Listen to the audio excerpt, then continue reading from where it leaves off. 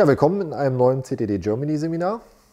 Möchte man denken bei dem Flipchart, aber wir brauchen das und wir zeigen euch auch warum. Es geht heute nämlich um,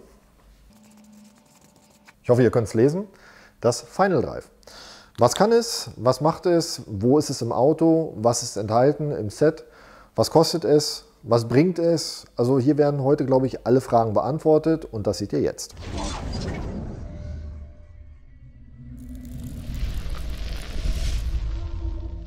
Warum machen wir dieses Video? Das hat einen ganz einfachen Hintergrund. Viele denken nicht an diese Option Final Drive und deswegen mache ich jetzt einfach mal auf 0. Wir kriegen sehr oft Anrufe, wo gesagt wird, wir haben schon eine Auspuffanlage montiert, einen Cut vielleicht, Software gemacht, ein Ansaugsystem, Fächerkrümmer vielleicht noch dabei. Und Leute wollen halt noch mehr Beschleunigung oder bessere Beschleunigung, noch mehr Leistung, mehr Drehmoment.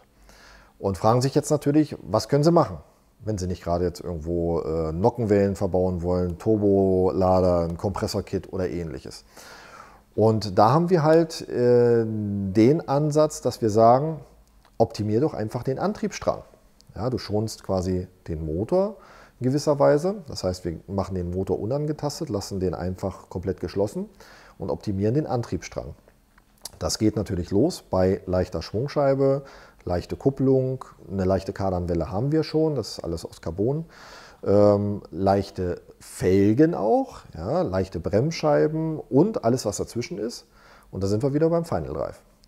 Und das ist halt eine Option, die preis-leistungstechnisch alles andere weghaut. Ja, das heißt also, wir können eine Beschleunigung, eine Verbesserung der Beschleunigung erzielen, die im gleichen Kostenverhältnis oder in dem gleichen Kosten nicht zu erzielen ist mit zum Beispiel Auspuffanlage, Sportcuts und Abstimmung. Also die Beschleunigung, die durch diese Komponenten erzielt werden kann, wird durch das Final Drive deutlich übertroffen. Und da denken einfach viele nicht dran. Und deswegen machen wir jetzt dieses Video, damit ihr einfach mal daran denkt. Und wir zeigen diese Möglichkeit auf, damit ihr einfach mehr schauen könnt, damit ihr diese Tuning-Möglichkeit im Kopf habt und nicht einfach mal davon weggeht, Sportnockenwellen zu verbauen oder irgendwelche Schmiedekolben oder ähnliches. Klar kann man das machen, aber da würde ich erst wirklich ganz zuletzt dran denken. Ja, deswegen machen wir genau dieses Video. Ja, als erstes möchte ich euch zeigen, wo sich das Final Drive oder die Endübersetzung im Fahrzeug befindet. Und dazu zeichne ich euch mal kurz schematisch den Antriebsstrang von dem 350 oder 370Z auf. Wir fangen natürlich vorne beim Motor an. Also ihr müsst euch jetzt das quasi von oben vorstellen. Wir haben jetzt hier, damit es ein bisschen eindeutiger für euch wird, die rechte und linke Zylinderbank. Dann haben wir hier unsere 6 Zylinder. Ja. So, in der Mitte haben wir die Kurbelwelle mit den Ausgleichsgewichten und die endet natürlich hinten im Motor. Also hier ist quasi Fahrtrichtung. An der Kurbelwelle ist die Schwungscheibe befestigt. Dann haben wir die Verbindung zum Getriebe durch die Kupplung. Das Getriebe male ich jetzt auch mal hier so auf. So, wir haben hier dann die Schaltung und dann geht es weiter mit der Kardanwelle Richtung Differential. Ja, das ist immer der große verrostete Klumpen, den ihr unter der Hinterachse seht. So, ich mache das jetzt hier mal eckig, dass es einfacher ist.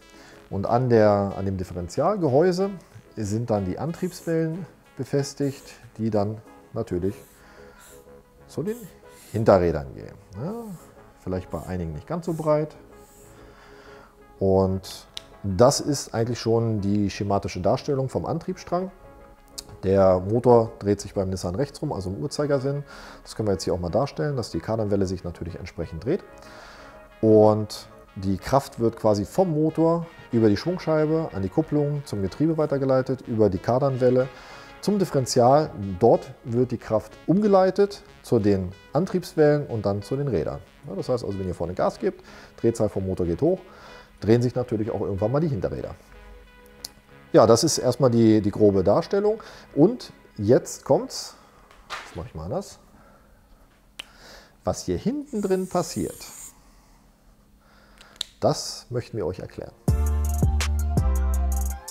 Ja, was macht das Final Drive oder die sogenannte Endübersetzung genau? Also das Final Drive selber besteht letztendlich aus einem Kegel und einem Tellerrad. Und das brauchen wir hinten. Ja, also ich zeichne das mal grob ein. Ja, das heißt also, wir haben hier den sogenannten, das Kegelrad drin. Zeige ich euch gleich nochmal. Und das Tellerrad, das ist nicht horizontal, sondern vertikal montiert. Deswegen zeige ich es jetzt mal so ein. Die sind miteinander verbunden, haben Zähne und die greifen ineinander. Und damit wird die Laufrichtung, die Drehrichtung, sage ich mal, umgelenkt. Ja, weil wir müssen ja quasi um die Ecke hier mit der Drehrichtung, damit die an den Hinterrädern ankommt. Das macht letztendlich, also grundsätzlich die erste Funktion, das Final Drive bzw. die Endübersetzung. Und die zweite Funktion ist die Untersetzung selber oder die Übersetzung. Ja, das heißt also, der Motor hat eine bestimmte Drehzahl, die wir ja am Drehzahlmesser ablesen können. Ich sage jetzt mal 5000 Umdrehungen. Diese 5000 Umdrehungen pro Minute an der Kurbelwelle kommen natürlich nicht 1:1 hier hinten an. Ja, das wäre ja fatal. Also so schnell dreht sich dann doch kein Rad. Das heißt, es muss untersetzt werden. Und dafür gibt es halt das Übersetzungsverhältnis, das sogenannte Final Drive. Und das müsst ihr euch, es ist eine Art Flaschenzugsystem, könnte man sagen. Also wenn ihr natürlich am Flaschenzug zieht, bewegt sich natürlich am Ende des Flaschenzugs der Haken quasi in einer anderen Geschwindigkeit. Ich erkläre das gleich nochmal anders. Ich erkläre das ganz gerne am Beispiel von einem Fahrrad oder Motorrad kann man es auch erklären. Das zeige ich euch aber gleich nochmal genauer. Das heißt, das Final Drive untersetzt quasi die Drehzahl. Ja? Das heißt, die Kurbelwelle dreht sich, ich sage jetzt mal 3-mal und das Rad dreht sich dann einmal. Wenn man jetzt eine 1:1 Übersetzung hätte, oder nicht 1:1 Übersetzung hätte, sondern wir das jetzt 1:1 übersetzen würden, das heißt, die Kurbelwelle dreht sich jetzt 3440 Mal pro Minute. Dann dreht sich bei einer Übersetzung 3,44:1 das Rad 1000 Mal pro Minute. Ändern wir jetzt die Übersetzung auf 3,9:1, würde das Auto bei gleicher Geschwindigkeit, weil das Rad dreht sich immer noch 1000 Mal pro Minute, 3900 Umdrehungen am Drehzahlmesser anliegen. Das heißt, wir drehen höher bei gleicher Geschwindigkeit. Ja? Das heißt, wir können natürlich letztendlich die Schlussfolgerung, bei maximaler Drehzahl haben wir eine niedrigere Geschwindigkeit. Das macht aber nichts beim 350Z und auch nicht beim 370Z, weil die halt so lang übersetzt sind, dass der 6. Gang auch nicht ausdrehen würde. Ja, das ist quasi die Funktion des Final Drives. Ich hoffe, ihr habt es verstanden. Wenn da noch Fragen sind, schreibt es in die Kommentare rein, weil das Thema ist arg kompliziert. Also für die meisten zumindest. Und deswegen versuchen wir das ja hier zu erklären. Was wir jetzt genau machen, ist halt, dass wir ein anderes Kegel- und Tellerrad einbauen, um die Übersetzung zu verkürzen. Ja, das heißt also, wir können beim gleichen Gang, gleicher Geschwindigkeit eine höhere Drehzahl fahren und können damit besser beschleunigen. Das ist der Hintergrund. Wie das genau aussieht, das zeigen wir euch nachher nochmal in einem Tacho-Video. Wir haben nochmal Vergleichszeiten gemacht. Wir zeigen euch nochmal ein Diagramm gleich. Also das seht ihr gleich. Ich hoffe, das ist erstmal das grobe Verständnis. Und ja, dann geht es weiter zum nächsten Punkt. Jetzt fragt ihr euch natürlich, warum soll ich das ändern? Warum soll der höher drehen? Der große Vorteil ist, wie gesagt, die bessere Beschleunigung. Aber warum beschleunigt er dadurch besser? Ich habe bei gleichen Gang, bei gleicher Geschwindigkeit ein höheres Drehmoment am Rad. Das Drehmoment hier am Motor, das bleibt gleich. Aber das Drehmoment am Rad, das wird höher. Und das ist der große Vorteil. Und durch das höhere Drehmoment am Rad kann ich natürlich besser beschleunigen. Wie viel das genau ist, das sehen wir dann gleich. Jamal, man, this beat is crazy. Ja, wie ich gerade schon erklärt habe, erkläre ich es ganz gerne mal am Fahrrad. Jeder von euch ist vielleicht schon mal Fahrrad gefahren, ich hoffe doch. Und das ist so das beste Beispiel. Ich kann das jetzt hier erstmal abnehmen. Das beste Beispiel, das verständlich zu machen. Das heißt, wir haben jetzt hier einen Fahrradfahrer. Der Fahrradfahrer selber hat eine bestimmte Kraft, die ist immer die gleiche, sei denn er trainiert. Und der ist quasi der Motor im übertragenen Sinne. Das Ritzel vorne ist das Getriebe und die Kette ist meinetwegen die Kardanwelle und das Ritzel hinten, da müsst ihr euch jetzt vorstellen, habt ihr nur ein Ritzel, ist dann die Endübersetzung. Jetzt habt ihr hinten ein sehr kleines Ritzel. Das ist quasi im übertragenen Sinne die Serienübersetzung beim 350, 370Z oder bei irgendeinem anderen Auto, ist egal. Und mit diesem kleinen Ritzel, wisst ihr ja selber, vom Fahrrad her, müsst ihr lange schwer treten, um auf eine hohe Geschwindigkeit zu kommen. Ja, das stellen wir jetzt hier mal dar. Das heißt, der Fahrradfahrer fährt jetzt los und muss halt langsam oder kommt halt langsam voran, hat dafür aber eine hohe Endgeschwindigkeit. Was machen wir jetzt? Wir schubsen mal den Radfahrer zurück, so, komm her, und ändern jetzt das Ritzel hinten auf ein großes Ritzel oder ein größeres Ritzel, eine andere Endübersetzung. So, mit diesem größeren Ritzel, das kennt ihr vielleicht von den Fahrrädern, wenn ihr hinten auf ein größeres Ritzel schaltet, müsst ihr schneller treten, könnt aber viel schneller beschleunigen auch dadurch. Ja, das heißt, der Fahrradfahrer ist jetzt viel schneller, muss aber schneller treten. Ist klar, die Drehzahl ist höher.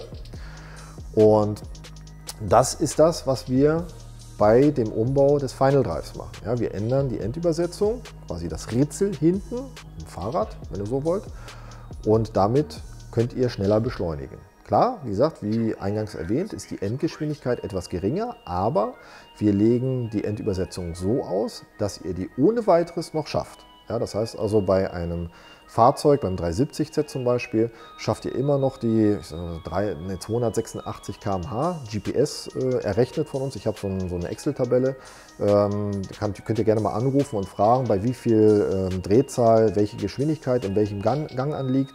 Das kann ich euch alles ausrechnen, das ist kein Problem. Ja, und so kann man sich verdeutlichen anhand des Fahrrades. Jeder ist ja schon mal gefahren, hoffe ich.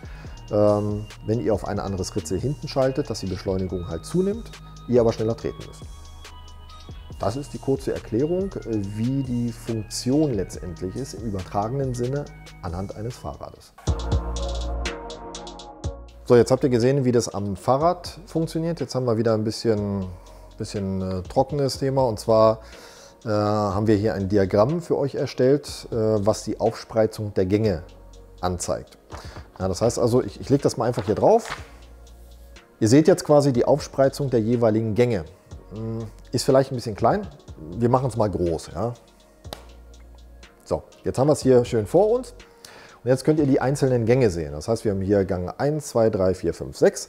Und ihr seht, dass die Abstände sich geändert haben mit dem, das ist jetzt zum Beispiel 370Z. Ihr seht, wir haben die 4.1er Endübersetzung für den 370Z.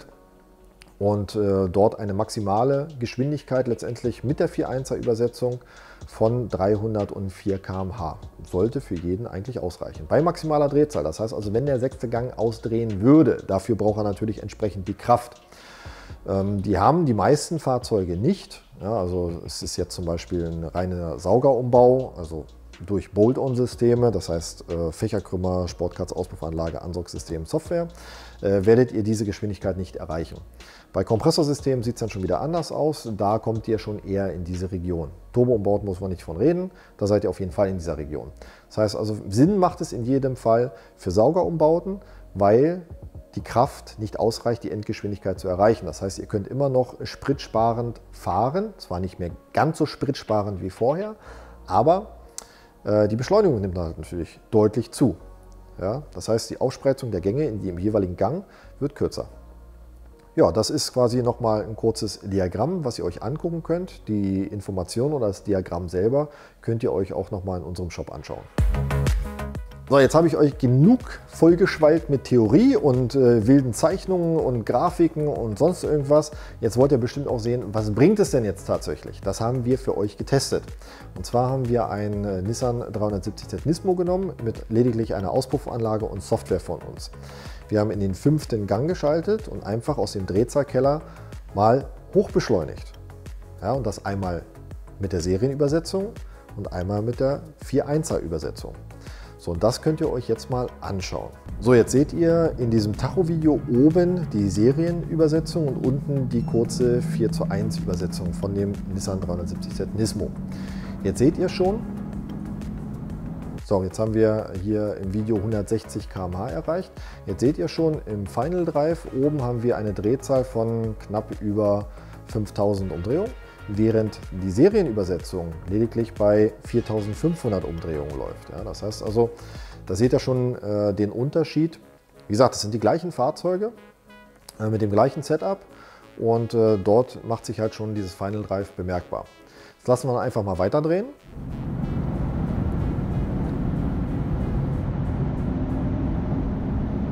So, jetzt sind wir bei knapp über 200 km/h. Jetzt seht ihr schon, dass das Fahrzeug ohne Final Drive deutlich länger gebraucht hat, an der Zeit auch, gegenüber dem Fahrzeug mit Final Drive.